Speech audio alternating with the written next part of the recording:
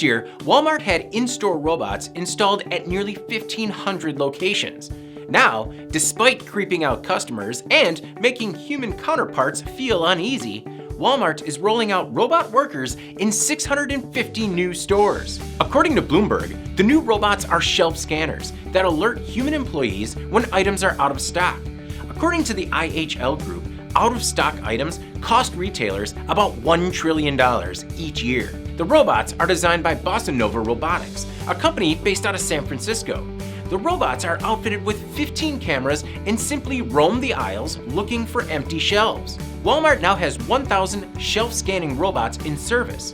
However, the company also has robots scrubbing floors, unloading trucks, and fulfilling online orders.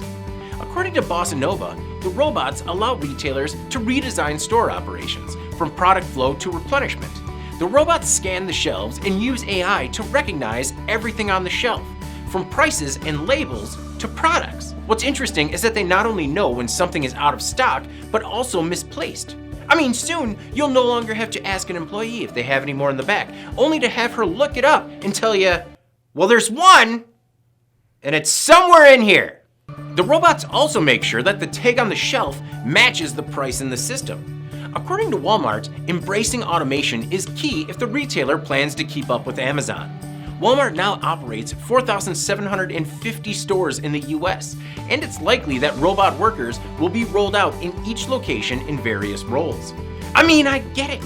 If you're a customer, you might be perturbed by a passing robot, but I have a feeling that you would be more mad if you came all the way to the store and the one thing you're looking for sold out.